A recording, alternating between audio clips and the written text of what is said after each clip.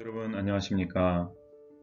5월 한 달 동안 저희가 여러분들을 직접 만날 수 없기 때문에 아직은 QBC 강의를 동영상 강의로 대신하게 됐습니다.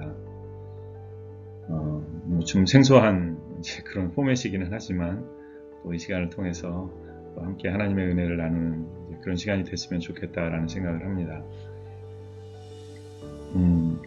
이제 특강 형식으로 이제 저희가 진도를 나갈 수도 없고 그렇기 때문에 이제 특강으로 해야 된다고 이제 그렇게 얘기를 듣고 준비를 하는데 이제 새로운 내용을 하는 것보다도 저희가 이제 가스펠 프로젝트를 계속 그동안 해왔기 때문에 지난 2권 중에 저희가 작년에 했었던 내용인데요.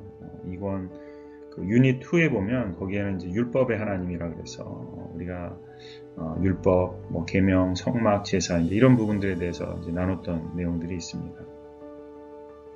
근데 이제 그때 하면서도 그랬고 이제 나중에도 이제 개인적으로 질문도 받고 피드백도 받고 그랬는데 이제 하시는 말씀들이 아무래도 좀 어려웠다 이제 이런 내용들이 좀 있어서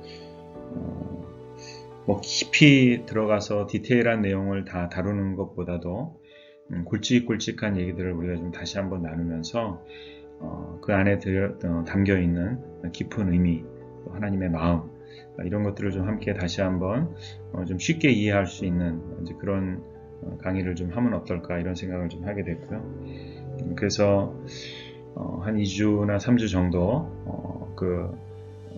율법에 대한 또 성막과 제사에 대한 내용들을 함께 좀 나눠보려고 합니다. 우리가 일단 율법, 제사 이러면 선입견을 좀 가지고 있습니다. 좀 어렵다 이런 생각을 갖고 있습니다. 실제로 어렵죠. 성경 통독할 때도 창세기 출애굽기가 재밌게 얼마나 재밌습니까? 재밌게 막 읽다가 이제 출애굽기 20장에 가면 이제 거기서부터 십계명이 나오기 시작하고 이제 제사법 이런 것들 나오기 시작하는데 이제 거기서부터 머리가 약간씩 아파지기 시작하고요. 그리고 이제 레위기로 넘어가면 거의 우리가 이제 마음을 접는 그런 경우도 생기곤 합니다. 그렇지만 이제 중요한 것은 사실 이 율법이 어렵기만 한 것은 아니라는 거예요. 특별히 율법은 다 어떤 상징성을 가지고 있냐면 율법, 성막, 제사 모든 것이 다 예수 그리스도를 예표하는 상징적인 의미들을 가지고 있습니다.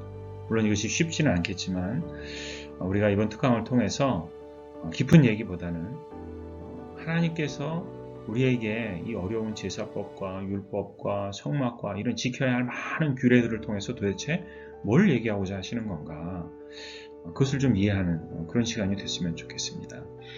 사실 이 모든 내용들을 우리가 좀 깊이 들어가 보면 그 안에는 하나님께서 우리를 얼마나 사랑하시는지, 하나님의 우리를 향한, 인간을 향한 깊은 마음과 배려가 얼마나 그 안에 깊이 담겨 있는지 모릅니다. 그런 것들을 우리가 이번 특강 시간을 통해서 함께 나누는 그런 시간이 되었으면 좋겠습니다. 율법, 계명에 대한 이야기를 나눌 텐데요. 우선 계명은 우리가 잘 알고 있는 십계명이 그 기초가 됩니다. 출애굽기 20장에 보면 이제 모세가 시내산에서 율법을 받는 장면이 처음으로 등장하죠. 그리고 21장 이후로부터는 이제 유대인들이 지켜야 될 많은 제사법에 대해서 하나님께서 그 내용들을 말씀을 통해서 알려주고 계십니다.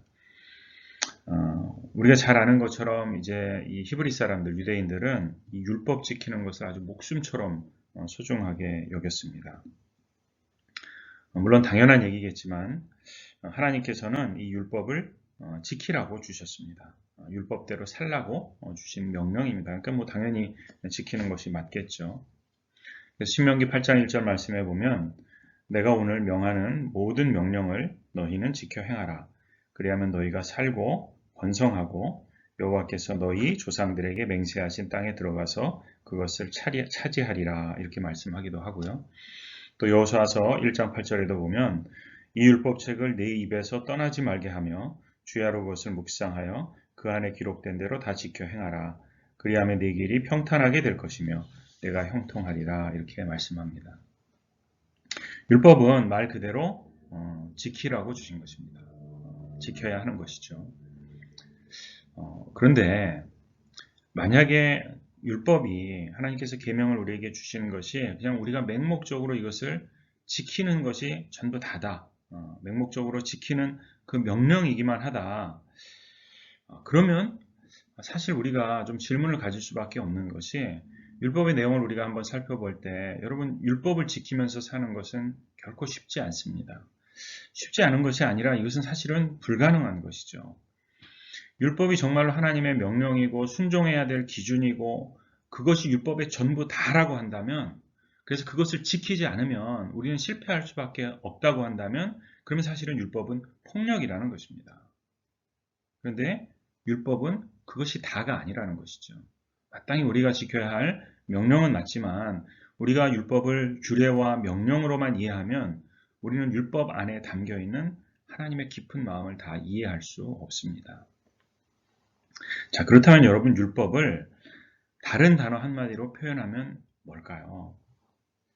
우리 그 가스펠 프로젝트에서도 타이틀이 그렇게 돼 있었는데 율법을 다른 표현으로 한다면 율법은 하나님의 사랑입니다. 하나님께서 우리에게 내가 너를 무엇보다도 사랑한다 라고 하나님의 사랑의 마음을 우리에게 고백하시는 것이 사실은 율법입니다. 그래서 율법은 명령이고 규례이기 이전에 하나님께서 우리에게 자신의 마음을, 당신의 마음을, 특별히 우리를 사랑하시는 그 마음을 전하시고자 하는 하나님의 마음을 드러내고 있는 방편이라고 우리가 이해할 것입니다. 자, 그렇다면 계명 속에 새겨진 하나님의 마음은 과연 어떤 것인가 우리가 한번 하나씩 가져보겠습니다. 이제 시간이 나중에 이제 많이 지나서 예수님께서 초림하셔서 이 땅에 오셨을 때 그 바리새인 한 율법사가 예수님께 이렇게 물었습니다. 예수님, 가장 큰 계명이 뭡니까? 이렇게 물었습니다. 그랬더니 예수님께서 마태복음 22장 37절로 39절 말씀에 이렇게 말씀하셨어요. 내 마음을 다하고 목숨을 다하고 뜻을 다하여 주 너의 하나님을 사랑하라 하셨으니 이것이 크고 첫째 되는 계명이요. 둘째도 그와 같으니 내 이웃을 내 자신같이 사랑하라 하셨으니 이 두 계명이 온 율법과 선지자의 강령이니라. 아멘. 자, 예수님께서 이 율법에 대해서 계명에 대해서 묻는 이 율법사에게 말씀하신 것은 뭐냐면 율법과 계명은 쉽게 얘기하면 하나님을 사랑하고 이웃을 사랑하는 사랑에 대한 이야기다. 이렇게 지금 예수님께서 해석하고 계신 것입니다. 그리고 이 의미는 결국 뭐냐면 율법이 이야기하는 것은 사랑에 대한 이야기고 사랑은 여러분 무엇입니까? 사랑은 관계입니다. 관계. 그래서 율법은 관계에 대한 것을 이야기하는 것이다 라고 예수님께서 말씀해 주고 계신 것입니다. 율법, 계명, 또 혹은 우리의 신앙이라고도 할 수 있겠죠. 자, 이것은 다 관계에 대한 이야기라는 거예요. 내 마음을 다하고 목숨을 다하고 뜻을 다하여 주 너의 하나님을 사랑하고 이것은 하나님과의 관계를 이야기합니다. 자, 그리고 내 이웃을 내 자신과 같이 사랑하라. 이것은 이웃과의 관계를 이야기하는 것이겠죠. 그래서 실제로 10계명을 살펴보면 1계명에서부터 4계명까지는 하나님과의 관계에 대한 내용으로 구성이 되어 있고요. 또 5번째 계명부터 10번째 계명까지 6가지 계명은 이웃과의 관계에 대한 내용으로 구성이 되었습니다. 그래서 율법은 관계라는 거예요. 하나님과의 관계, 이웃과의 관계. 자, 그러면 10계명을 우리가 본격적으로 어떤 내용들이 있는가 살펴보겠습니다. 10계명은 여러분 화면에 보시는 것처럼 10가지 계명입니다. 1계명에서부터 4계명까지는 나 외에 다른 신을 두지 말고 우상을 만들지 말고 여호와의 이름을 망령되이 부르지 말고 안식일을 거룩하게 지키라는 하나님과의 관계에 대한 말씀을 하고 계시고요. 5계명 네 부모를 공경하라부터 10계명 마지막 내 이웃의 집을 탐하지 말라까지 계속해서 이웃과의 관계에 대한 얘기를 하고 있습니다. 그래서 10계명은 이렇게 1계명으로부터 4계명 또 5계명에서부터 10계명 이렇게 두 부분으로 크게 우리가 나누어서 이해할 수 있습니다. 자, 우리가 이제 이 계명 그 하나하나를 다 살펴보면 참 좋겠지만 여기서는 각각의 첫 계명이죠. 제1계명과 제5계명. 하나님과의 관계에서의 첫 번째 계명 제1계명, 그리고 이웃과의 관계에서의 첫 번째 계명이 되는 제5계명. 이 두 가지 관계를 좀 살펴볼 건데요. 하나님과의 관계에서 첫 번째로 말씀하시는 제1계명이 굉장히 중요한 의미를 담고 있고요. 마찬가지로 또 이웃과의 관계에서 첫 번째 계명이라고 할 수 있는 제5계명이 이웃과의 관계에서 우리가 깨닫고 이해해야 할 하나님의 마음에 대해서 분명한 어떤 사실들을 우리에게 알려주고 있습니다. 자, 이 두 가지 1계명과 5계명을 우리가 조금 더 깊게 살펴보면 우리는 계명을 통해서, 율법을 통해서 하나님의 마음이 어떤 마음인가, 우리를 향한 마음이, 이것을 조금 더 깊이 알게 될 수 있을 것 같습니다. 자, 그러면 첫 번째 계명을 한번 살펴볼까요? 자, 첫 번째 계명, 출애굽기 20장 3절 말씀이죠. 너는 나 외에는 다른 신들을 네게 두지 말라, 이렇게 말씀하십니다. 그리고 4절부터 계속 이어서 두 번째 계명, 우상에 대한 것도 이렇게 말씀하고 계시는데, 자, 하나님께서 주신 이 첫 번째 계명을 우리가 관계라고 하는 측면에서 살펴보았을 때, 하나님께서 우리에게 원하시는 관계가 어떤 걸까요? 한없이 먼 관계를 원하시지는 않겠죠. 아주 밀접하고 가까운 관계를 원하시는 거예요. 그래서 하나님과 우리가 인격적으로 만나고 대화하고 교제하고 하는 그런 아주 가깝고 직접적인 관계. 그래서 아버지와 아들로 표현하죠. 아버지와 아들과의 관계 같은 이제 그런 관계를 우리에게 원하신다는 거죠. 그래서 하나님과 우리 사이를 뭐가 이렇게 막 막고 있고 가리고 있고 이런 것이 아니라 하나님과 우리의 관계, 우리 사이에 아무것도 막혀 있지도 않고 가려 있지도 않은 그런 탄탄대로와 같은 그런 아주 깨끗하고 정갈한 상태. 자, 그것이 하나님께서 우리에게 원하시는 관계라는 거예요. 자, 그리고 그것을 명령으로 주신 것이 뭐냐면 바로 너는 나 외에 다른 신을 내게 두지 말라, 이렇게 주신 거예요. 자, 하나님이 계시고 왕 대신 우리 하나님이 계시고 이제 우리들이 있는데, 우리가 하나님을 이렇게 바라본다고 여러분 한번 생각해 보십시오. 우리가 하나님을 바라보는데 하나님과 우리 사이에 아무것도 없는 거예요. 그래서 그 사이에 아무것도 두지 않고 우리가 하나님을 이렇게 딱 바라보면 정말 그냥 그 하나님이 우리에게 보이는 거예요. 그리고 그 하나님을 바라보고 그 하나님을 사랑하고 그 하나님께 우리의 마음을 드리는 그런 관계. 자, 이것을 하나님께서는 지금 얘기하신다는 거예요. 자, 그런데 여러분, 실상은 어떻습니까? 우리가 하나님을 막힘이 없이 가림이 없이 정말 하나님과 우리 사이에 아무것도 두지 않고 바라보기에는 우리와 하나님 사이에는 참 너무 많은 것들이 있습니다. 너무 많은 것들이 쌓여 있죠. 다른 신들을 내게 두지 말라고 했는데 신만이 아니라 우상이라고 할 수 있는 많은 것들, 사람도 있을 수 있고요, 물질도 있을 수 있고요, 우리의 죄악은 물론이고 또 우리의 악한 마음들, 욕심, 교만, 또 우리의 유희, 우리의 명예, 권력, 참 너무나도 많은 것들을, 수많은 것들을 우리는 하나님과 우리의 관계 사이에 쌓아놓고 있다는 거죠. 그런 우리를 향해서 하나님께서 말씀하십니다. 쌓아놓은 그 모든 것들을 제거하라. 그것이 없어야 되지 않겠냐. 쌓여있는 그 모든 것들을 다 제거하고, 그래서 무언가 가려 있어서 너희들이 아무리 나를 보려고 해도 막힌 것이 너무 많으면 볼 수 없잖아요. 볼 수 없는 그런 상태가 아니라 모든 것들을 다 제거하고 나만 바라봐라. 그리고 나만 사랑해라. 라고 요구하시는 것이 바로 이 첫 번째 계명이라는 것입니다. 자, 그런데 여러분, 여기서 정말로 중요한 것은 뭐냐면요. 자, 이 명령은 하나님께서 우리에게 일방적으로 너는 그냥 나만 바라봐, 너는 나만 사랑해, 이렇게 강요하시는 강요나 명령이 아니라는 거예요. 왜냐하면 하나님께서 우리에게 말씀하시는 너는 너와 나 사이에 아무것도 두지 말고 나만 바라봐라고 하는 이것이 성립하기 위해서 반드시 전제돼야 될 조건이 있기 때문에 그렇습니다. 그런데 이제 그 조건은 사실은 이 말씀, 이 명령, 이 계명 속에 포함은 되어 있지만 표현은 되어 있지 않아요. 그런데 이것을 우리가 이해할 때 하나님의 깊은 마음을 정말로 이해할 수 있다는 거예요. 자, 여러분 한번 생각을 해보십시오. 우리가 정말 이제 모든 걸 다 치웠어요. 그래서 정말 깨끗한 상태로 우리의 마음을 비우고 우리의 모든 욕심을 비우고 하나님만 딱 바라보는 거예요. 근데 하나님을 바라보는데 만약에 하나님께서 우리를 안 바라보시면 어떡하죠? 자, 우리는 하나님과 우리 사이에 모든 것들을 가려고 있는 것들을 다 치웠는데 하나님께서 하나님과 우리 사이에 뭐를 막 쌓아놓은 거예요. 그래서 우리는 다 깨끗하게 치우고 하나님을 딱 바라봤더니 하나님 앞에 또 뭐가 막 쌓여있어서 안 보이는 거예요. 하나님이. 그러면 어떻게 되겠습니까? 그럼 너무 억울하겠죠.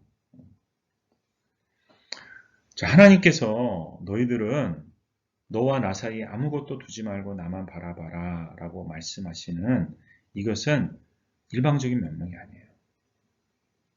하나님 자신이 먼저 우리가 아무런 걸림이 없이 하나님을 바라볼 때 하나님이 가장 뚜렷하고 가장 선명하게 우리에게 비춰지고 우리가 그런 하나님을 볼 수 있도록 하나님 자신이 먼저 내가 너만 바라보고 내가 너와 나 사이에 아무것도 두지 않고 너만 사랑하겠다라고 전제하시는 것이 바로 이 첫 번째 계명이라는 것입니다. 그러니까 이 명령은 너 이렇게 해야 돼라고 하는 명령이기 이전에 약속이에요. 나는 너와 나 사이에 아무것도 두지 않을 거야 라고 약속해 주시는 거예요. 나는 너만 바라볼 거야 라고 약속해 주시는 거예요. 나는 너만 사랑할 거야 라고 약속해 주시는 거예요. 그 약속을 전제하며 이 명령을 우리에게 주고 계시는 겁니다. 그러니까 여러분, 이 첫 번째 계명은 명령이 아니라 뭘까요? 이것은 하나님의 사랑의 고백이에요. 내가 너를 사랑한다. 내가 너를 너무너무 사랑한다. 내가 너를 택했고 내가 너를 아끼고 너만 바라본다 라고 하는 그 사랑, 그것을 약속하시는 거예요. 하나님께서 그렇게 우리를 먼저 사랑하여 주시고 또 우리로부터 그러한 사랑 받기 원하시는 하나님의 마음, 그것이 바로 이 첫 번째 계명의 의미입니다. 그리고 하나님께서는 이것을 계명으로만 말로만 이야기하시는 것이 아니라 이것을 확증하세요. 이것을 증명해 주십니다. 어떻게 이것을 우리에게 증명해 주실까요?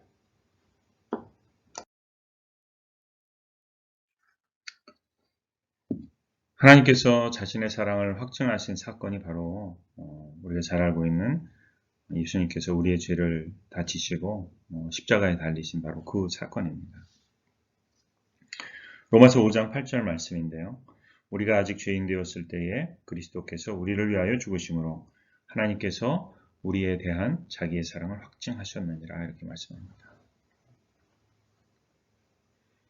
하나님께서 자기가 사랑하시는 것을 말로만, 계명으로만, 어떤 기록으로만 우리에게 주신 것이 아니라 자기의 사랑하는 독생자 예수 그리스도를 우리에게 보내주시고 그 아들을 죽이심으로 그 사랑이 얼마나 실제적인가 하는 것을, 그리고 하나님의 사랑은 말로 하는 사랑이 아니라 거기에 행동이 하나님의 놀라운 계획을 성취하고 이루어 가시는 그 하나님의 약속의 실현이 함께 있는 것을 우리에게 보여주시는 것, 그렇게 증명하신 것, 그것이 바로 하나님의 사랑이고요. 그것이 바로 십자가 사건이라는 거예요. 자, 예수님께서 십자가에 달리셨던 그때 실제 장면을 우리가 좀 살펴보면 이제 마태복음 27장 46절 말씀인데요. 예수님께서 십자가에 달리셨을 때 막 소리를 지르세요. 엘리 엘리 라마 사박다니, 이런 뜻이죠. 나의 하나님 어찌하여 나를 버리셨나이까. 아버지를 향해서 막 절규하며 예수님께서 부르짖는 거예요. 아버지, 왜 나를 버리십니까? 나를 좀 봐주세요. 나를 좀 봐주세요. 이때 여러분, 하나님께서 어떻게 하셨을까요? 하나님께서는 자기의 아들을 외면합니다. 절규하며 외치는 그 예수님의 음성에, 예수님의 그 외침에 아무 대답도 하지 않으세요. 나 좀 봐주세요 라고 하는 그 예수님의 부름에 응답하지 않으세요. 철저하게 외면하고 예수님은 십자가에서 자기의 아버지로부터 버림받습니다. 여러분, 왜 이렇게 돼야만 했을까요? 하나님께서 제1계명을 통해서 우리에게 약속해 주신 것은 뭐냐 하면 내가 너를 먼저 사랑하겠다는 거예요. 그리고 내가 너와 나 사이에 있는 모든 짐들을 다 치워버리겠다는 거예요. 하나님과 우리 사이에 있는 더럽고 추한 짐이 뭡니까? 그것은 죄악이잖아요. 그 죄악을 치워버리겠다는 거예요. 자기 아들 예수 그리스도를 보내주셔서 그 아들로 그 모든 죄의 짐을 지게 하시고 십자가에서 처절하게 죽게 하심으로 그리고 그 죽음을 용인하시고 그것을 외면하고 죽도록 내버려두는 그 일을 통해서 하나님께서는 자기의 약속을 지키십니다.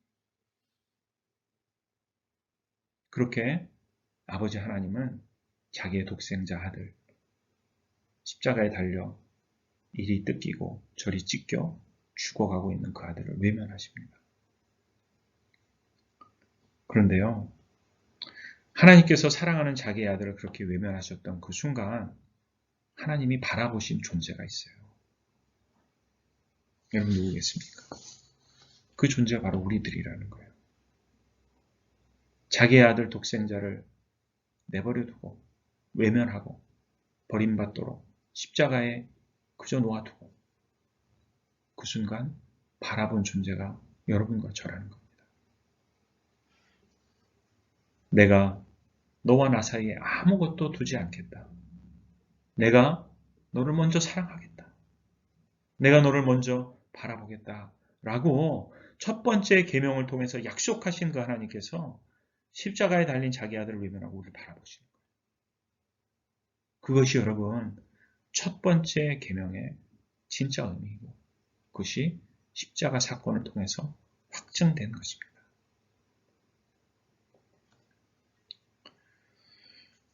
그래서 여러분 첫 번째 계명을 우리가 생각할 때 중요한 것은 이 모든 것을 시작하신 분이 하나님이라는 거예요. 요한일서 4장 19절 말씀이죠. 우리가 사랑하면 그가 먼저 우리를 사랑하셨습니다. 하나님께서 우리를 먼저 사랑하신 거예요. 하나님께서 우리를 먼저 택하셨고 그 사랑을 시작하셨습니다. 다 하나님이 하신 거예요. 그것이 우리가 받은 은혜입니다. 여러분 계명은 율법은 그냥 우리를 구속하고 우리를 막 이렇게 옥죄고 하는 그런 규칙, 법, 맞죠. 그렇지만 그것이 다가 아니라는 거예요. 그 안에는 하나님의 진실하신 사랑이 담겨 있다는 것입니다. 자, 이것이 하나님과 우리의 관계를 설명하는 바로 이 첫 번째 계명의 의미입니다.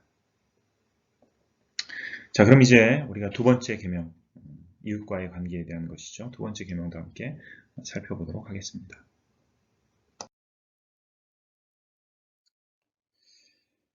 자, 계명의 이제 두 번째 부분을 우리가 생각해 볼 것은 이제 이웃과의 관계에 대한 부분인데, 자, 이 얘기를 하기 전에 우리가 이 모든 것의 시작으로 한번 좀 돌아가 봤으면 좋겠습니다. 태초에 하나님께서 인간을 창조하시고 우주 만물을 창조하셨을 그때를 우리가 생각해 보면 그때는 부족함이 없고 모든 것들이 완전했던 이제 그런 때였죠. 자, 그때 하나님과 우리의 관계, 또 이웃과의 관계가 어땠을까 생각을 해보면 그때는 하나님은 어떤 분이었냐면 하나님은 공급자셨어요. 그래서 모든 것들을 다 만드시고 또 인간에게, 아담에게, 하와에게 제공해 주셨죠. 모든 것들을 넉넉하고 풍족하게 제공해 주신 공급자가 하나님이셨고요. 이렇게 뭔가 텐저블한 것들, 이렇게 먹는 거, 또 사는 거 이런 것뿐만 아니라 하나님께서 사랑해 주시고 또 같이 그 에덴을 거닐기도 하시고 하는 그런 장면들이 있죠. 같이 하나님하고 막 일도 해요. 그래서 이름도 짓고 밭도 갈고 이런 일도 하고. 그래서 그 모든 것들을 함께 하나님과 나누면서 했던, 그래서 정신적으로 또 영적으로 또 육체적으로 모든 것들을 하나님께서 그 필요를 다 채워주셨던 것이 이제 죄악 이전의 태초의 모습이었습니다. 그런데 이제 그때는 그것만 있었던 게 아니라요. 하나님께서 인간에게 그렇게 모든 면에서 풍성하게 채워주셨던 그 은혜가 여러분 얼마나 풍성했겠어요. 얼마나 완전했겠어요. 그러니까 그것이 그냥 그 개인이라고 하는 그 인격체 안에 머물러 있는 것이 아니라 풍성한 그 은혜가 넘치고 넘치고 넘쳐서 계속해서 흘러가는 거예요. 누구에게 흘러가겠습니까? 이웃에게 흘러가는 거죠.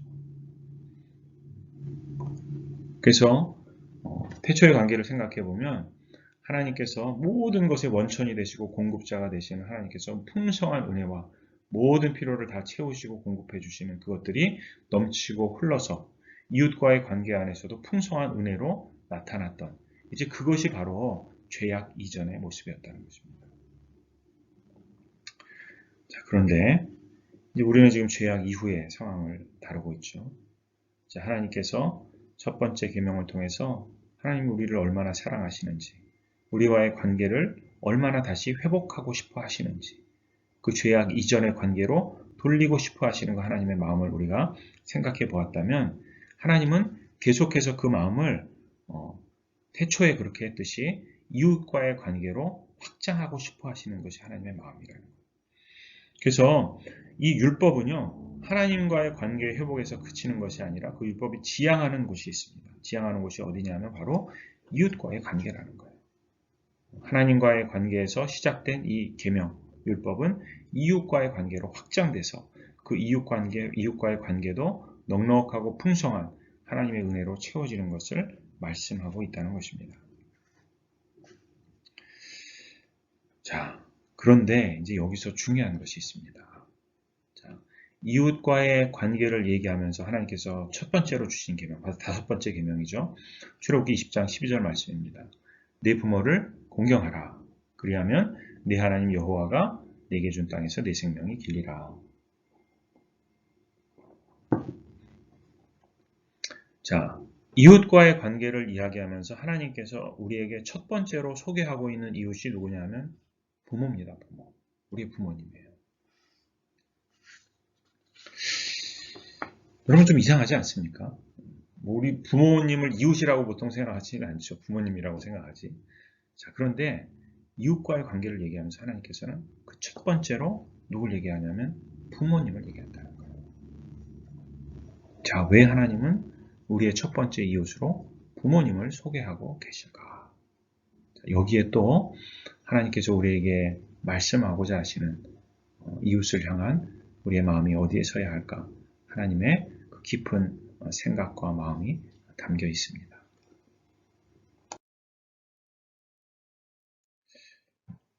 자, 하나님께서 첫 번째 이웃으로 부모를 우리에게 말씀하고 계시는데,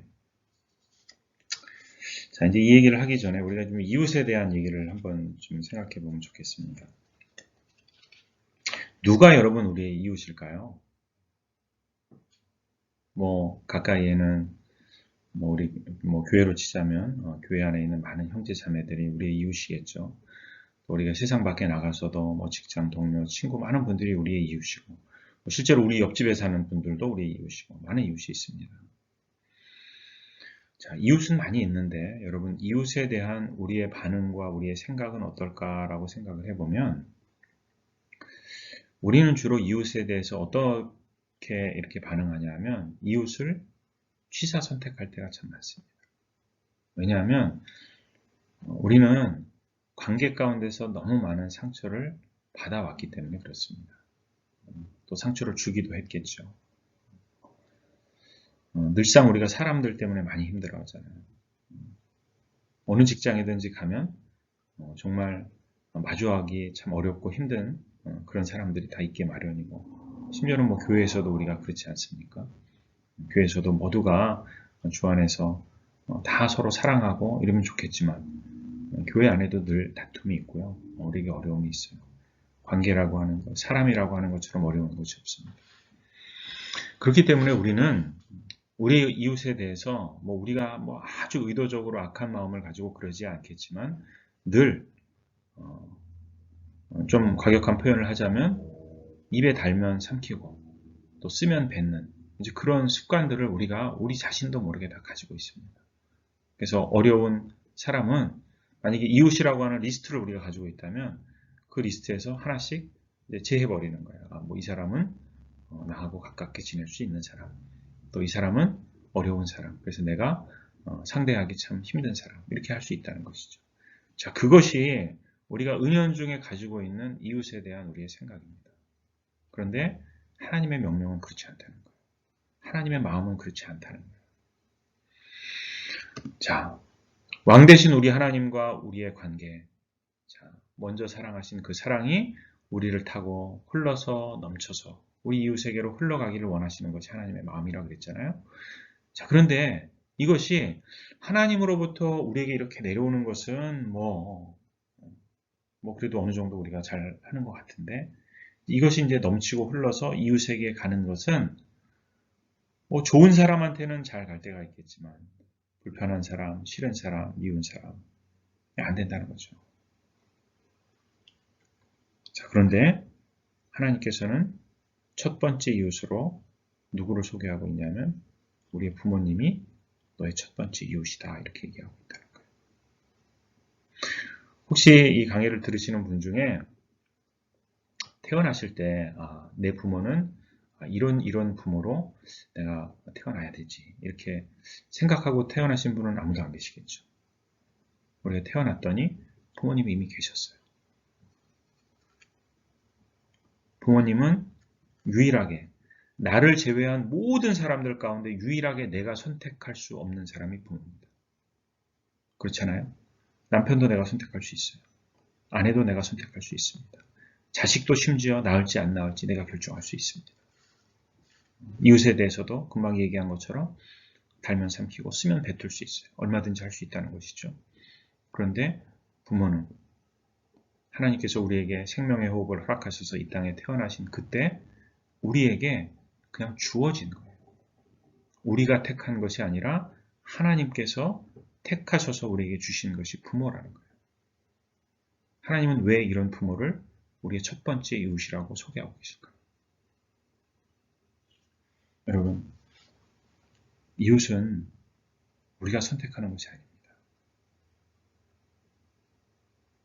부모님과 마찬가지로 하나님께서 우리의 주변에 심어준 모든 분들이 다 우리가 취사 선택해서 취하고 버리고 하는 것이 아니라 다 하나님께서 우리에게 택하셔서 주신 이웃이라는 거예요. 그래서 우리는 첫 번째 이웃으로 부모님을 생각하면서 부모님을 무엇으로 우리가 마음에 받아들여야 되냐 하면 우리의 모든 이웃을 향한 다리와도 같은 역할로 우리 부모님들을 생각해야 된다는 거예요. 우리가 우리의 부모님들을 선택하지 않은 것처럼 우리 주변의 모든 형제와 자매들, 우리 주변의 모든 이웃들이 다 하나님께서 택하셔서 나에게 정해주신 관계고 이웃이라는 거예요. 그래서 하나님께서는 제5계명에 이웃에 대한 이야기를 시작하면서 부모님을 첫 번째 우리의 이웃으로 소개하고 계십니다. 자, 이 마음을 가지고 회복된 하나님과의 그 관계 안에서의 은혜를 우리는 채우고 넘쳐서 우리의 모든 이웃들을 향해서 나눠주고 선배해야 한다는 것입니다. 이것이 이웃이에요.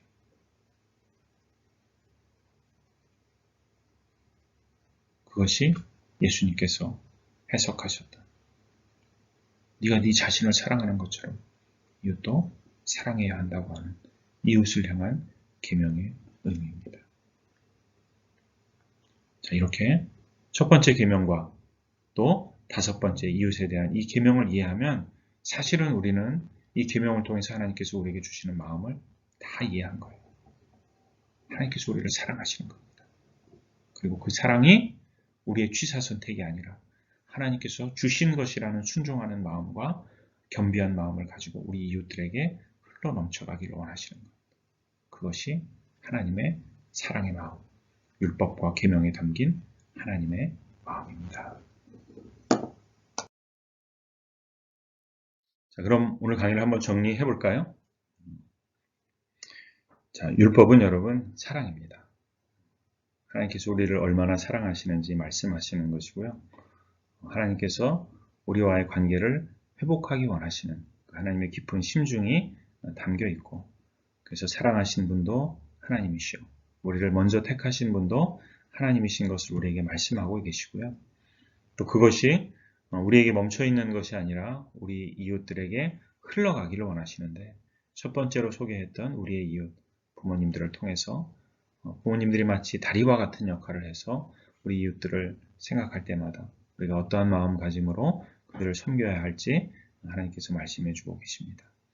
그래서 하나님께서는 이 계명을 통해서 하나님과 우리의 관계가 온전하게 그 죄악 이전으로 회복되기를 원하시고, 그래서 우리의 중심이 늘 우리 주님을 향하기를 원하시고, 특별히 하나님께서 우리에게 허락하신 모든 상황 가운데서 늘 자족하며 기뻐하며 감사하며 우리가 은혜 가운데 사는 그러한 성도들로 서기를 바라시는 하나님의 깊은 사랑과 은혜의 마음이 바로 이 율법 가운데 있습니다. 성도 여러분들, 우리가 참 굉장히 힘든 시간을 지내고 있는데요. 힘내시기를 바랍니다. 우리는 하나님으로부터 버림받은 것이 아니라 어려운 상황 가운데서도 하나님의 택함을 받은 백성들이고 하나님의 사랑의 그 약속을 받은 백성들입니다. 우리가 이것을 잊지 않고 우리의 본질과 또 우리의 마음에 충실한 그러한 모습으로 지금 이 시기를 잘 견디면 하나님께서는 반드시 풍성한 은혜로 우리에게 갚아 주실 것입니다. 성도 여러분들 힘내시고 다음 시간에 여러분들 다시 뵙도록 하겠습니다. 감사합니다.